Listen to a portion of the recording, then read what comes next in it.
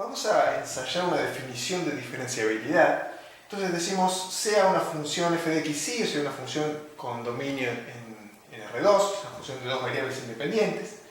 Entonces esta definición dice que f es diferenciable en un punto x0 y 0 si el incremento delta z de la función puede escribirse de esa manera. Si ese incremento corresponde a decir, bueno, yo incremento la variable x digamos, en cierto valor, delta x, y la variable y en cierto valor, delta y. Y entonces el incremento de la función puede escribirse de esta manera, delta z igual esta expresión, donde estos e sub 1 y e sub 2 deben cumplir con estas dos condiciones. El límite cuando delta x tiende a 0 de e sub 1 sea igual a 0, y el límite cuando delta y tiende a 0 de e sub 2 es igual a 0.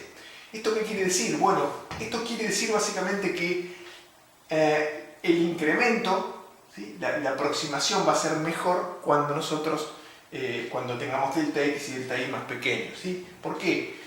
Piensen que si delta x y delta y tiende a 0, todos los términos tienden a 0, estamos de acuerdo, pero este va a 0 y este no. O sea, este término tiende a 0 porque este término se va al 0. Lo mismo en este caso, o sea, este se va al 0 y este no. En cambio, en estas dos situaciones, como el límite de epsilon 1 cuando delta x tiende a 0 igual a 0, este se va al 0 y este también. Entonces esto es un número muy pequeño por otro número muy pequeño. Entonces, a medida que delta x y delta y tiende a 0, esto se achica muchísimo más rápido que estos dos. O sea, lo que quiere decir eso es que este término es un orden de magnitud menor que los otros dos términos. Esto es un 0 por 0, si se quiere, 0.00001 por 0.00001, y en cambio esto es un término de cierta magnitud, que esto no cambia, es la función de valor del x0 y 0, y esto es un número cercano al 0. Entonces esto, en definitiva, se achica mucho más rápido. A eso se refiere con esto que está acá. Ahora vamos a ver qué implica esto.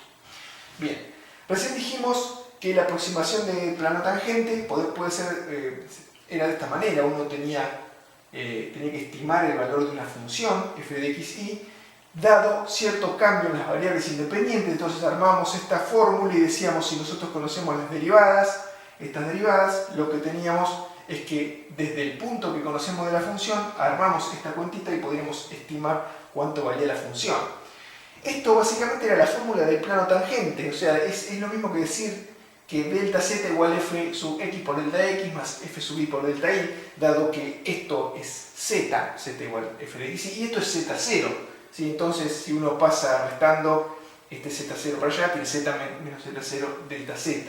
Entonces, si uno compara esta expresión, que era la que usábamos para aproximar por plano tangente, con esta expresión, la diferencia que vemos son dos. Primero, que acá tenemos aproximadamente igual y acá tenemos igual. Y luego que acá no están sumados estos términos, ¿sí? Entonces, para que sea igual, para que esto fuera igual, ¿yo qué tengo que hacer? Tendría que sumarle el error que yo cometo al aproximar. Entonces, esto es aproximadamente igual porque no es exacto, tiene un error. Entonces, si fuera igual, yo tengo que considerar el error que yo estoy cometiendo al calcular mediante, o sea, el cambio de la función mediante el uso del plano tangente. Entonces, en definitiva, esto es el error cometido al aproximar.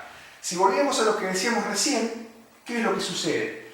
Esto se hace muy chiquito cuando delta x y delta y tiende a 0. Entonces, esto quiere decir que el error cometido es mucho menor cuando uno se mueve muy poquito en las variables independientes. Es decir, cuando delta x es muy pequeño y cuando delta y es muy pequeño. Cuanto más pequeños son, es menor el error que uno comete al realizar esta aproximación que está acá. Bien. Como condición suficiente de diferenciabilidad, lo que vamos a hacer es dar un teorema y no dar la demostración. La demostración la vamos a hacer aparte en otro video porque es un poquito larga, ¿sí? Y no terminamos más sino esto y perdemos el hilo.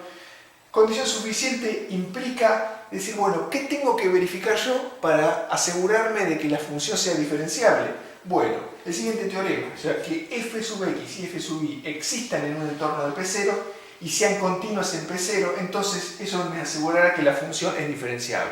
Entonces, ¿cómo sé si la función es diferenciable? Tengo que chequear las hipótesis de este teorema. Si se cumplen, entonces la función es diferenciable y, como dijimos, la demostración la vamos a hacer más tarde. Bien. Un concepto interesante es el diferencial total, ¿sí? Se define de esta manera, ¿sí? Esto es una fórmula, es una construcción matemática, esto es, uno debe contar con una expresión para f, ¿sí? Uno debe contar con una expresión para la función, entonces calcula las derivadas y lo expresa de esta manera. Desde el punto de vista práctico, el diferencial total en ingeniería se utiliza mucho para el cálculo de errores de medición indirecta, es decir, uno mide ciertas magnitudes, realiza una medición con instrumentos y sabe qué error comete, o sea, o entre qué valores está el error que uno comete. Entonces, si uno agarra esas mediciones y hace cuentas para obtener otra magnitud, entonces este concepto de diferencial total me permite calcular el error que yo cometeré al hacer esas cuentas. Vamos a ver un ejemplo. El radio de la base y la altura de un cono miden 10 centímetros y 25 centímetros respectivamente, con un máximo error posible en la medición de 0,1 centímetros, ¿sí? Entonces uno sabe que mide esto y le da 25,00 y algo. Bueno, puede estar dentro de la tolerancia admisible. Uno sabe que se puede equivocar hasta esto y conoce el error que tiene el instrumento de medición. Dice, utilice el diferencial total para estimar el máximo error en el volumen calculado del cono. Bien, primero, la fórmula geométrica del volumen del cono es pi por radio cuadrado, es el radio de la base, por altura dividido 3. Entonces yo podría directamente decir, bueno, tengo la base que mide 10, la altura mide 25, hago una cuenta acá y me da un volumen, ¿sí?